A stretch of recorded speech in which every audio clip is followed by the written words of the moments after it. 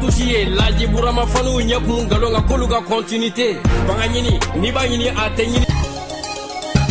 Le sport, les infos, la musique, l'actualité, de tout amuser et servir à chaud pour vous sur Radio Clédou.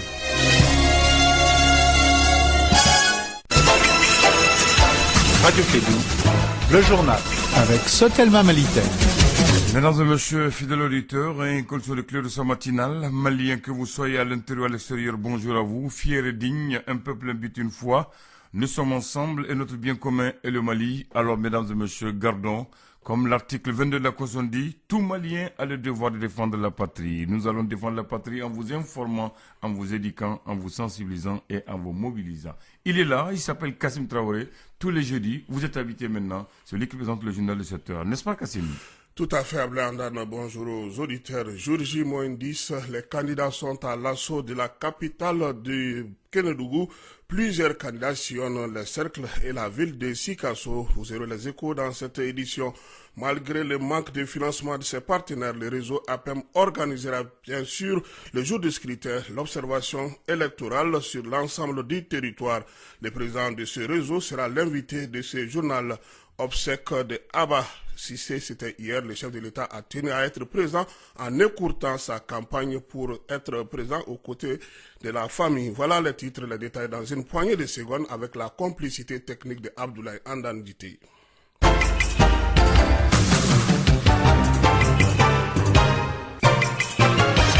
Les clignotants ouverts à la Somagep SA, la société malienne de gestion de l'eau potable, a réalisé les chiffres records en 2017. Elle a notamment multiplié ses capacités de production par 2 et compte faire mieux avec le démarrage bientôt du projet de Kabbalah qui va alimenter tout Bamako en eau potable.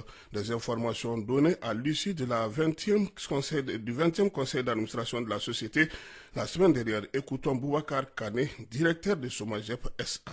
Il y avait pénurie d'eau, il y avait beaucoup de pénuries d'eau. Elles sont aujourd'hui complètement couvertes par nos installations, à savoir les agglomérations de Sikasso, Kaye, Kati et Koutiala dans le cadre du programme qu'on appelle le programme PADS. Ces agglomérations vont bénéficier aussi de branchements sociaux. Donc c'est des branchements domiciliaires, c'est-à-dire amener le robinet jusque dans le domicile des ménages à un moindre coût. C'est-à-dire qu'on va casser les prix pour que les familles les plus démunies puissent avoir accès à l'eau. Il y a 10 500 branchements sociaux qui ont été réalisés par la Somagep dans ces agglomérations-là. Nous avons aussi mentionné le programme structurant du projet de Kabbalah. Donc ce programme-là, dont on parle depuis des années, depuis plusieurs dizaines d'années, va voir son couronnement cette année, en 2018, en décembre 2018. Donc nous aurons ce projet qui sera réalisé et qui sera terminé dans sa première phase. Sa première phase va apporter une capacité additionnelle de 288 millions de litres par jour. C'est-à-dire que nous allons augmenter la capacité actuelle de la ville de Bamako et des dépendances de Bamako, parce qu'il n'y a pas que Bamako intramuros, il y a Bamako plus les environs de Bamako, de 143%. Et cette augmentation va permettre de couvrir toute la demande de la ville. Vous savez que nous avons une demande de 350 millions de litres par jour. Mais avec le projet de Kabbalah, notre capacité à nous va atteindre 488 millions de litres par jour, donc toute la demande sera couverte.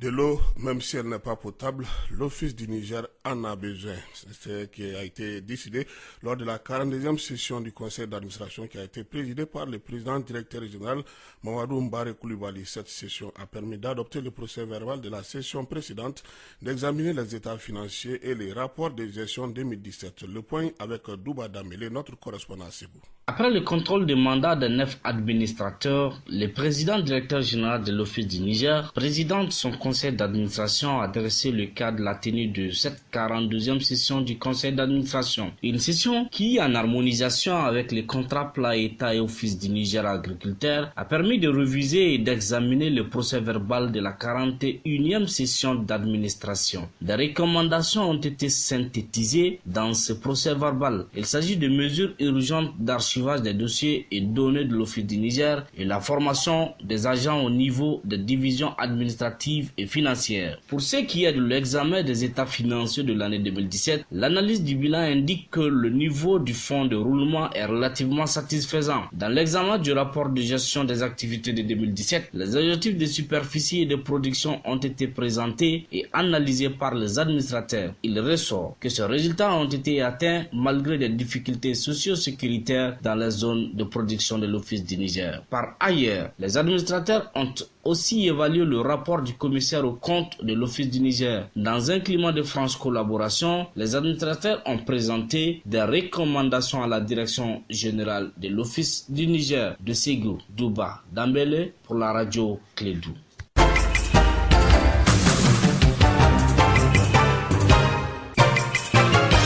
7h passées de 5 minutes, vous suivez la matinale avec l'édition Clédou.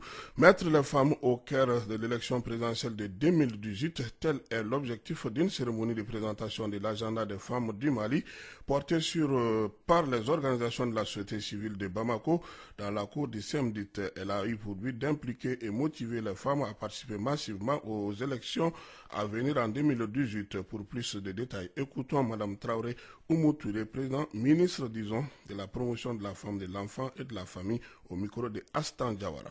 Je viens de recevoir un document stratégique de très haute portée pour l'avancement et la promotion de la femme au Mali. Et le plaisir pour moi, c'est de voir que ce document a été élaboré par les femmes elles-mêmes, pour elles-mêmes. Et je pense que le principe de le faire et de le porter au département, conçu pour la mettre en œuvre, a été une fierté pour moi et un exploit pour les femmes du Mali. Vous savez, au Mali, souvent on a ce problème de partenariat. Qui est le partenaire? Qui va travailler sur quel agenda? Et les gens se disent c'est sur quoi? Maintenant, avec cet agenda, nous allons puiser dans l'agenda sur les domaines thématiques parce que les femmes ne travaillent pas toutes dans le même domaine. Mais le document est riche. Elles ont touché dans tous les domaines thématiques du développement qui sont aussi des ministères sectoriels avec qui je porte la politique nationale JAR du Mali. Ça me permettra de négocier avec ces départements. Ça me permettra de savoir quelle action stratégique il faut faire pour renverser les tendances actuelles. Surtout qu'elles l'ont élaboré dans le cadre des élections pour dénoncer la faible représentativité des femmes, le fait de ne pas considérer les femmes dans les campagnes électorales, le fait de discriminer les femmes en les mettant seulement comme bétail électoral capable d'être mobilisé pour élire des gens, le fait de ne pas affecter des ressources assez conséquentes pour que les femmes aillent dans la compétition et le fait de banaliser la question féminine dans la mesure où le potentiel humain malien est composé de femmes et qui sont dans tous les secteurs. Traoré Oumou-Touré, présidente, ministre de la promotion de la femme et de l'enfant, réunie autour de Biramou Sissoko, gouverneur de la région de Ségou. Les acteurs du processus électoral se sont rencontrés ce mercredi dans la salle de conférence du gouvernorat de Ségou. Il s'agissait au cours de la rencontre de faire le point des préparatifs de l'élection présidentielle du 29 juillet prochain. La situation des 151 sous-commissions de distribution des cartes d'électeurs et aussi présenter les matériels électoraux pour les 3616 bureaux de vote. Douba Dambélé. Cette rencontre était un cadre de concertation entre les acteurs du processus électoral à Ségou. Un cadre de concertation qui a permis de toucher à un certain nombre de points. Biramou Sissoko, gouverneur de la région de Ségou. Nous avons échangé sur les questions relatives non seulement à la distribution des cartes d'électeurs, au financement, à la situation du matériel électoral, mais aussi la sécurisation. Pour ce qui concerne la distribution des cartes, à la date du 17, la région de Ségou est à 74,13% de taux de distribution des cartes. Concernant le matériel électoral, qu'à la date d'aujourd'hui, tout le matériel électoral est sur place et en état de fonctionnalité. La rencontre a permis de partager les informations relatives au bon déroulement du processus électoral dans la région de Ségou. Seydou Koulibaly, coordinateur régional de la CENI. Ce cadre de concertation répond à des dispositifs que l'administration territoriale a eu à prendre afin que tous les acteurs concernant le processus électoral puissent être au même niveau d'information. Ça c'est premièrement. C'est secondo. Ça nous permet aussi de confronter nos résultats parce que nos démembrements sont au niveau des cercles. Par exemple, pour suivre les étapes qui sont en cours. Actuellement, nous sommes à la distribution des cartes d'électeurs biométriques. Nous avons trouvé qu'on a presque les mêmes données et le constat vraiment qu'on a vu est juste et bien. La sécurité sécurisation du processus électoral est une priorité. Colonel Cheikh Ndiaye, commandant de la Légion de la gendarmerie de Ségou, porte-parole des forces armées et de sécurité. Nous devons accorder la priorité absolue à ces opérations. Quant à la distribution, le jour de l'élection et la conservation des traces de l'élection. Et jusqu'à la date d'aujourd'hui, nous avons répondu à toutes les demandes d'assistance des commissions de distribution et dans l'ensemble, tout se passe très bien. En tout cas, aucune des 151 sous-commissions de distribution des cartes de lecteurs n'a fait cas de son non-fonctionnalité. De Ségou, Douba Dambélé pour la radio Clédou. Merci Douba. Nous restons dans la mouvance de la présidentielle. Amadou Touré était à Sambla, Koutiala. Actuellement, il se trouve dans la région de Sikasso où il a animé un grand meeting. Amadou a articulé son projet de société sur la lutte contre la corruption et le chômage des jeunes. Depuis que nous avons commencé cette tournée, Ségou, Nyono, Massina, Baroueli, Bla, San, Koutiala et aujourd'hui Sikasso, à chaque fois l'accueil est si chaleureux que nous nous disons qu'on ne pourra plus égaler cela. Et je me suis engagé à toujours être à la hauteur pour diriger ce pays. Vous savez que j'en ai l'expérience car j'ai aidé plusieurs pays dans leur programme de développement. J'ai contribué pour moi-même pour le Mali, mais je bénéficie du fait que je n'ai jamais eu les mains souillées. Mon dernier message sera adressé aux femmes et aux jeunes qui croient en l'avenir de ce pays, pour lesquels nous allons rendre ce Mali prospère. Et je me suis engagé devant eux. La moitié des membres de mon gouvernement seront des femmes et les 2 tiers seront des jeunes. Nous savons que le Mali a connu une crise sécuritaire, une crise économique, une crise financière, une crise de justice sociale, une crise de l'éducation, une crise de la santé. Et nous sommes venus avec cette population de Sikasso voir ensemble, sans critiquer personne, voir ensemble qu'est-ce que nous pouvons faire pour un Mali nouveau et quels sont les projets et les programmes que nous allons mettre en place tout en s'assurant que l'on mette en place les stratégies aussi pour le faire. Comme Amadou Touré, candidat, Daba Jawara aussi est actuellement dans la région de Sikasso. Après Kadjolo, Yanfouila, il mettra le cap aujourd'hui sur la ville de Koutiala. Daba Jawara décline ici le projet de société qui s'articule autour de la lutte contre la corruption, mais surtout une armée forte pour le Mali. L'armée malienne sera appuyée par un système de défense nationale citoyenne qui va, avec la gendarmerie, la police nationale, assurer la sécurité des biens et des personnes sur l'ensemble du territoire. Je mettrai en place un conseil national de sécurité qui me permettra d'apporter de manière rapide une réponse à toutes les attaques terroristes. Sur le plan africain, je donnerai vie et vigueur à la force interafricaine du G5 Sahel et sur le plan international, je négocierai avec nos partenaires extérieurs. J'envisage de mener une lutte globale, cohérente et efficace contre la corruption. Le principal ennemi de la corruption, c'est d'abord la complexité et l'opacité des textes. Donc je procéderai à un toilettage des textes pour les rendre accessibles aux administrations, aux administrés, aux citoyens. Je prendrai des mesures concernant la gestion des finances publiques, notamment en ce qui concerne la gestion des marchés publics et le code domanial et foncier sera également revisité pour en extraire les nids de l'enrichissement illicite qui y sont incrustés. Je prendrai des mesures pour lutter plus efficacement contre l'enrichissement illicite, parce que l'enrichissement illicite est la principale conséquence de la corruption. Ces mesures porteront sur une réforme du système de déclaration des biens d'une part et sur l'aggravation de la sanction de l'enrichissement illicite. Daba Jawara, candidat du parti PIDS. Pour la sécurisation de ces candidats, le ministère de la Sécurité et de la Protection civile a rencontré les responsables en charge de la sécurité des différents candidats afin de coordonner les partenaires comme Barkhane et MINUSMA étaient aussi de cette rencontre, une rencontre qui a été dirigée par Bakoun Kanté. Les contacts, ça nous permet de les rassurer davantage, de leur dire que les dispositions sont prises au niveau du ministère de la Sécurité pour sécuriser l'ensemble du processus électoral, en particulier la sécurité, la protection rapprochée des différents candidats à l'élection.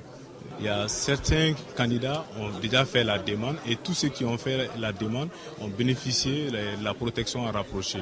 Le message à retenir désormais, surtout à l'issue de cette rencontre, est que nous, membres de la commission sécurité, nous sommes en contact direct avec les chargés de sécurité des différents candidats pour résoudre très rapidement tout problème, tout souci de sécurité. Bakou Kanté, vice-président de la commission chargée de la sécurisation et des escortes des différents candidats. Il était hier en réunion avec les coordinateurs et les responsables chargés, disons, de la protection et de la sécurité des candidats au niveau des différents états-majors. Page invité de cette édition, le réseau APEM financera personnellement son observation le 29 juillet prochain. Des explications qui sont données au cours d'un entretien que Draman Diarra, le président du réseau APEM, a bien voulu nous accorder. Draman Diarra, bonjour. Bonjour Kassim. Vous êtes le président du réseau ONG APM. Oui. Cela fait quelques jours que la campagne pour le premier tour de la présidentielle a débuté. Quels commentaires faites-vous sur cette campagne? Ce que nous constatons, c'est que surtout au niveau des médias, il y a des candidats qui s'activent, mais dans la réalité, sur le terrain, sur les 24 candidats, il n'y a pas plus de la dizaine qui fait montre de beaucoup d'activités sur le terrain. Donc il y a une certaine morosité quand même lorsqu'on considère l'ensemble des 24 candidats. Nous remarquons globalement aussi que la campagne se fait d'abord sans violence physique. Même la violence verbale a tendance quand même à s'estomper. Également, nous constatons que de façon générale, ça c'est de bon augure dans le cadre du respect de la loi électorale. En ce qui concerne aussi l'achat de conscience, on n'enregistre pas, en tout cas au niveau surtout des juridictions, on n'enregistre pas beaucoup de plaintes au niveau des parquets. Vous avez dit la dizaine de candidats qui tournent à plein temps, si on peut le dire, c'est surtout dans les régions comme Ségou, Kaï et Sikasso, et surtout Sikasso qui est beaucoup convoitisé cette année. Qu'est-ce qui explique cela? Globalement, on dit Sikasso, c'est un grand réservoir de voix, mais vous savez, les gens se trompent souvent, parce que Sikasso, Ségou, Koulikoro, Bamako, voici des régions qui se tiennent de très très près. Il n'y a pas une marge assez conséquente entre ces zones-là. Entre la région vous verrez qu'entre la région de Sikasso et la région de Ségou, il y a pas, ça ne doit pas dépasser les 100 à 150 000 voix. C'est la même proportion en ce qui concerne la région de Koulikoro ou même le district de Bamako. Donc, en disant seulement que Sikasso c'est le plus grand réservoir de voix ou de concentration d'électeurs, les gens font la ruée vers cette zone-là. Donc, mais je crois que d'autres considérations doivent rentrer en ligne de compte en ce qui concerne la convoitise des voix des électeurs. On a constaté aussi que cette année, sur la vingtaine, quand même, il y a une bonne quinzaine qui ont produit des projets de société. Bon, c'est un plus, mais à mon avis, ce n'est pas très suffisant dans le contexte malien, parce que à la limite, vous verrez qu'il y a beaucoup de projets qui se ressemblent, hein, et cela est normal, parce que dans une société comme la nôtre, on ne peut pas avoir 24 projets de société. On a l'impression souvent que les candidats se répètent quand on vient avec 5 piliers, 7 piliers, et dans la plupart des cas, il y a une certaine redondance. Cela est normal. Il est clair que l'on ne doit pas arriver à une élection présidentielle sans avoir le minimum de propositions à faire aux populations. Je pense que c'est de bonne guerre que ce soit ainsi, mais ce n'est pas suffisant. Parce que les populations sont comme noyées aujourd'hui ne peuvent pas faire beaucoup de discernement par rapport à ce que chacun des candidats dit. À jour J-10, est-ce que vous espérez que jusque-là, le calme qui règne, le calme olympien sera maintenu? Nous, on l'a dit, au réseau APEM depuis 2-3 mois, on l'a dit. Il n'y a pas d'autres alternatives. La seule alternative, là, c'est de faire cette élection et de bien la faire. C'est la seule voie qui s'y est. Donc, ce calme-là, on se doit, je le dis encore, on se doit de maintenir ce climat-là, ce climat paisible, en organisant bien cette élection-là. C'est-à-dire que nul acteur ne doit faillir, que ce soit la juridiction chargée du contentieux, que ce soit les acteurs au niveau surtout des bureaux de vote, et chacun doit se dire que la survie de notre pays est entre ses mains et travailler en conséquence au regard de ce résultat-là. Beaucoup d'observateurs électoraux sont annoncés, certains sont dans nos murs déjà. Est-ce que le réseau APEM va respecter la tradition le 29 juillet prochain? Naturellement, il y a eu beaucoup de calomnies autour du réseau APEM et inutilement. Et je crois que des bailleurs se sont fait prendre dans ce piège-là en disant que le réseau avait des problèmes, alors que ces problèmes-là ont daté depuis 4 ans et que ces problèmes ont été résolus et que depuis 4 ans, le réseau APEM est d'ailleurs la seule structure de la société civile qui a tourné en plein temps, qui n'attend pas seulement les veilles d'élection pour se manifester. Et c'est pourquoi d'ailleurs on n'a pas eu de financement par rapport à l'observation électorale. Mais nous allons observer et que les gens se rassurent à ce niveau-là. Nous sommes peut-être la structure de la société civile la mieux implantée sur le territoire national, y compris dans les nouvelles régions comme Menaka et Taoudeni, qui ont d'ailleurs observé la phase préélectorale, notamment la révision exceptionnelle a été observée par le réseau APEM qui a produit un rapport préélectoral. Donc c'est sur fonds propres et nous allons aussi observer cette élection présidentielle. Merci beaucoup, M. Diarra. Je vous en prie. Draman Diarra, président du réseau ONG APEM, qui financera sur fonds propres l'observation du scrutin. Page noire de cette édition, notre camarade Noun Sissé dort désormais au cimetière de Lafiabougou. Il a été accompagné par parents, amis, camarades de promotion, surtout le président de la République, Ibrahim Boubacar Keïta, qui a écourté sa campagne pour y être. Des extraits de certaines interventions lors de cette cérémonie de funérailles. Il intégra la fonction publique malienne comme administrateur civil en 2017. En sa qualité d'administrateur civil, il occupa les fonctions suivantes. En 2007-2011, conseiller au gouvernorat de Mopti. 2011-2013, chef de section partis politiques et associations au ministère de l'administration territoriale des collectivités locales. En 2013-2016, chargé de mission à la primature. En 2016-2018, conseiller à la présidence de la République. Nous ne concevons pas sa mission dans les seules frontières de la cellule de communication et des relations publiques et ensuite de la cellule gouvernance et souveraineté. Il était un conseiller technique sans frontières, tout aussi à l'aise avec les agents du protocole que de l'intendance, ou de la sécurité, ou de la DAF, ou du parc auto, ou encore des plantons et fleuristes.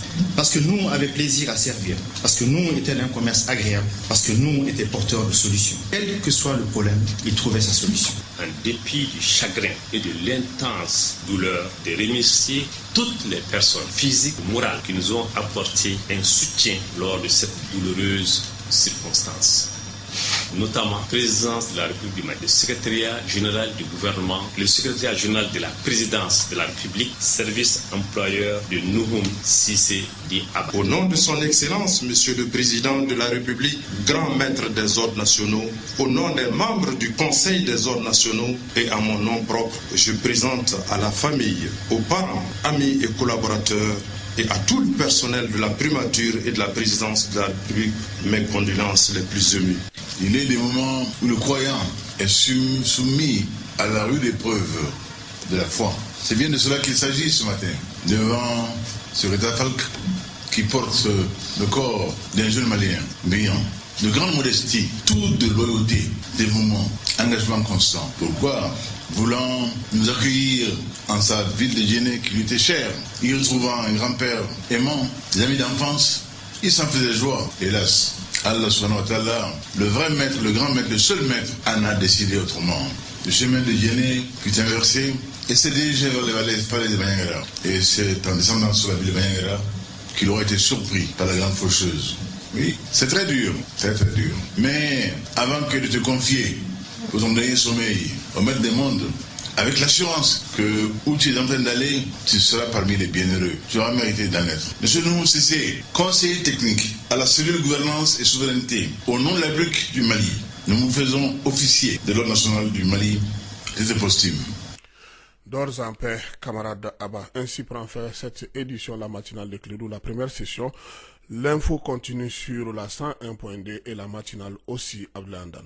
Absolument, tout à l'heure, ça serait la rubrique Électio Clédou. Radio Clédou, le journal avec Sotelma Malitaire.